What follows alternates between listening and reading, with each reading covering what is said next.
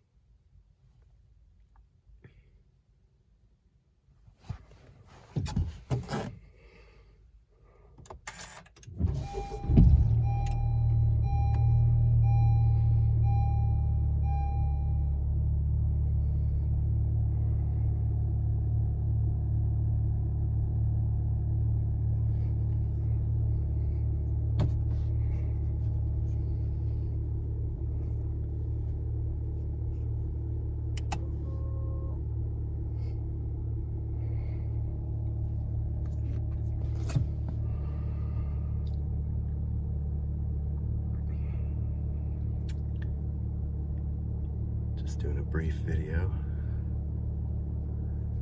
See if we can get some kind of test on my new camera on my phone. And I know I have to thank everyone for their endless patience and the amount of time it's taken for me to upload anything new. But the one video that I've been promising to people for quite a while is a video of the new car. As you can see, there's the button down there to turn off the driver aids for I don't know what that would be called. Skid recovery or something. It actually also affects if your wheels are slipping as you're putting the gas down. It interferes and, allows the wheels to regain traction. As you can probably tell right there at the gauge for the mileage, I've done just over 13,000 miles in this car. And the car's 3 years old, so you can do the math of how many miles I actually drive per year. Thankfully, I'd say probably about at least the past 5 years, I've been working from home pretty much 100% of the time. So that means all of the mileage I used to put on a car, commuting back and forth to like the DC region, I would put the usual kind of 12,000 miles per year on the car. And now that I don't have to do that, it's more like 4,000 miles per year. So that's really nice. So here's the navigation and the touch screen. My messy little center console. Collection of face masks, including the David Lee Roth Eat 'em and Smile face mask.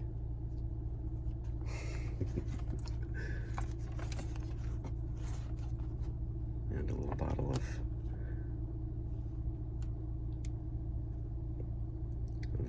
hand sanitizer. You can probably see down in the footwell just a little bit. There's the gas over here.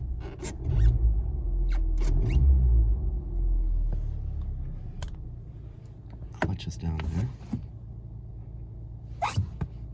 Sorry for the squeak. As you can kind of tell, it's a rainy day out here, so my feet are wet.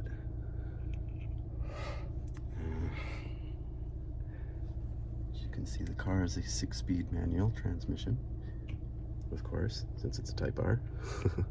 My previous car was also a 6-speed manual, by the way. The Sentra Spec V, SER Spec V. And right here we have the brake hold button that just allows the car to hold the brake for you while you're on a hill start type of thing. So that space in between letting off the brake and engaging the drive, the clutch grabbing, it won't let you roll backwards. I think with that off, it still more or less does that function anyway to some extent, I've noticed. In all the episodes of Top Gear I've been watching, or I used to watch back in the day, that was sort of the feature with a lot of cars that have any kind of systems to aid the driver. A lot of times when you turn them off, they're still not 100% off. So this switch over here is the driver mode. As you can see, you've got comfort, and at the top you have the R mode.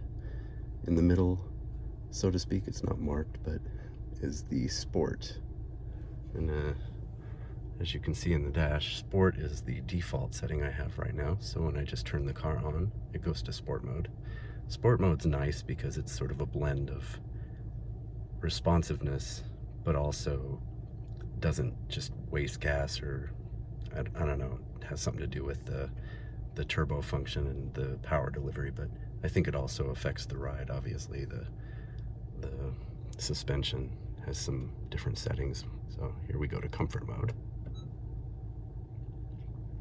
You can see that it's telling you that it's adjusting the the suspension as well as, and I can assure you that if you just leave your foot on the throttle at a certain position and then change it to comfort mode, you will very quickly feel a drop in power. So, but I guess that saves gas, of course. You can go back to sport mode. And then if you really want to get the most out of the car's performance, bump it into R mode. There you go. Not sure it sounds any different though.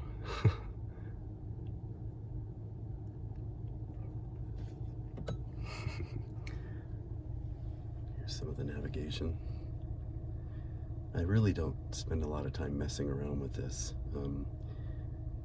You can see that I have a USB cable, which I sometimes connect to my phone I use Waze for navigation instead of the onboard. And I just think that's a little more useful because it gives you information that's very helpful. Things like where the cop traps are. Yeah. But yeah, if you connect your phone through the USB and then you just hit the button for the smartphone connection, then it'll bring the Waze app, and that'll be your navigation instead of the normal navigation that Honda gives you. So anyway, but yeah, the only other thing I usually mess around with in this is obviously the tires on this car are very low profile, which means that the sensitivity to any changes in pressure, even with they're filled with nitrogen instead of normal air. But every time I drive to my company's office in Maryland and I have to go around the beltway of DC, that road is so rough that just all of the bumps and all of the just nasty pavement is enough that every single time when I'm on my way home, this dash lights up with low tire pressure. And so I'll have to go get the tires topped off, and then if the dealership does that, then they just give me back the car already reset. But if I decide to go ahead and just put normal air in the tires just to get them back to the top pressure, then I have to go in here. I believe it's under settings and vehicle, and then there's the TPMS calibration. That's how you tell it to reset the tire the tire sensors. so that they go back to detecting that you have a normal amount of tire pressure. So, anyway.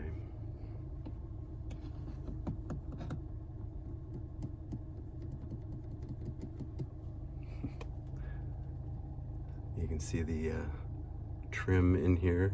They've gone with this sort of metallic red piping along with the carbon fiber, which is probably, I don't know if that's actual carbon fiber, if it's just made to look like it.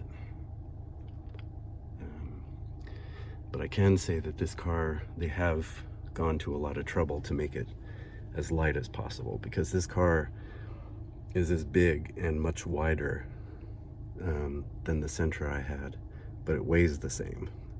And the engine puts out 106 more horsepower than that Sentra did. This thing does 306 horsepower.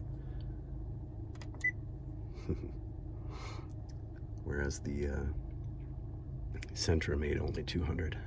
So, anyway.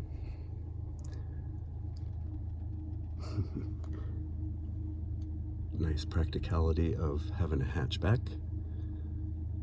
So, in addition to this car being pretty fast, it also is a great grocery getter.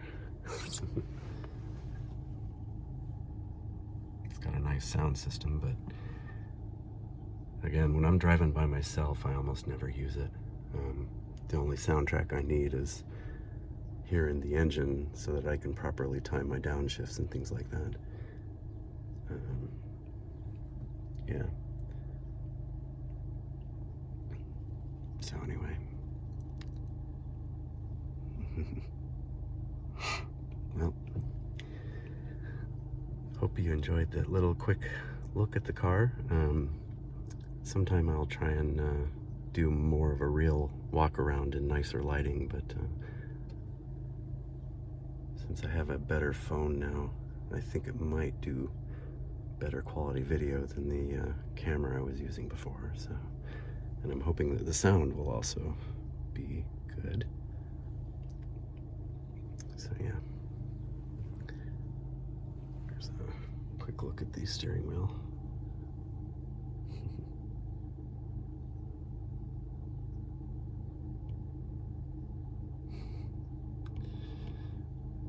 Part of the reason it's been difficult for me to get a lot of uploads done this just lately in general is that we have a new kitten.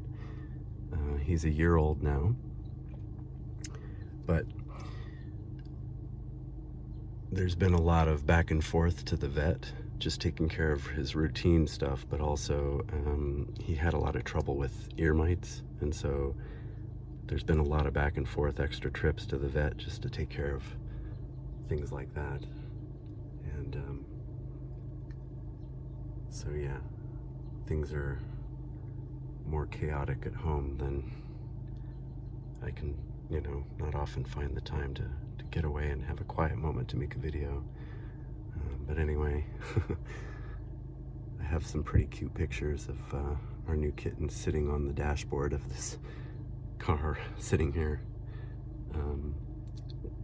in between the time that I check in and when they finally come out to ask me to come inside. So I sometimes let him out of the carrier and let him roam around a little bit on the car. But yeah.